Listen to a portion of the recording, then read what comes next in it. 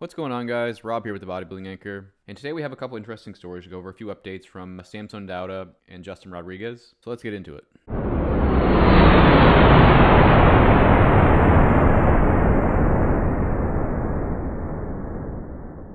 So first we have updates from Samson Dauda. This was posted yesterday. There's been a 1-week difference in Samson's last update. I think his conditioning is actually pretty similar to the last update, which leads me to believe that Samson is just going to carry this condition to the show. Because, I mean, he is at a similar conditioning that he was in the O. And I like this move from Samson. He's never really been a conditioning guy. He likes to bring a bigger, fuller package to shows. And since Samson is already a really big guy, I think this is always a good move for him. He brings that wow factor. So obviously during peak week, he's going to dry out, deplete, then carb up, have him come in nice and full for the show. And I think he's going to bring a very similar package that he did to the Olympia, with some slight improvements to his upper body, most notably his back and chest. I think that since he didn't overdive for the Olympia, he was able to take advantage of the rebound period to add some size to his lacking areas, and I think it's actually really paid off. Looking at this comparison photo here, even though it's hard to compare these photos, you can tell that Samson's back looks improved. I think he's definitely added some size to the lats, and he's going to bring more detail into this show. And he's just looking crazy right here. So Samson has been working with Milos now for quite a while, and I think Milos just really knows his body. And he has it down to an exact science. He knows exactly what he needs to make him grow in these areas and how to bring him into proper condition for a show. He knows that Samson doesn't need to be the most conditioned guy on stage just because of the sheer mass he brings to the table. And I always find it funny that Milos does not track his weight, and he even tells Samson not to track his weight. So right now Samson has no clue how much he weighs, and that's just hilarious. Samson does have a very small waist to give him a really good X frame and with good symmetry. So if Samson has added a small amount of size and can come into the show peaked properly with good fullness,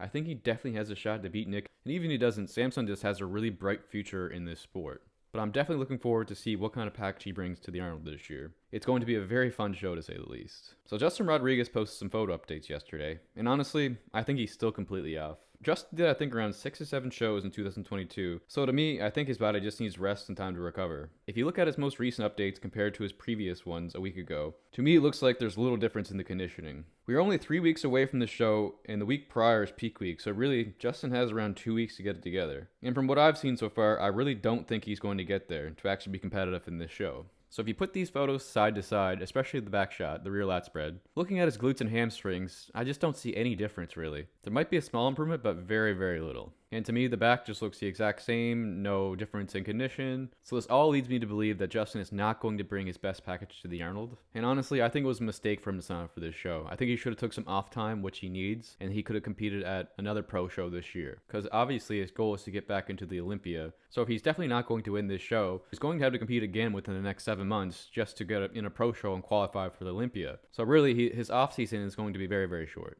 So in my opinion, I think Justin should have skipped this show, took some downtime his body needs, and then came into a show probably around the May-June range. And that would give him a really good opportunity to bring his best, win a pro show, then have some time to get ready for the Olympia. But maybe Justin has another plan, I don't really know. This is just my opinion. But let me know what you guys think. Do you think Justin's going to bring a poor package to the show, or do you think he's actually going to come in pretty dialed in? Anyway, guys, that's going to do it for this one. Hope you guys have a great day, and I'll see you in the next one.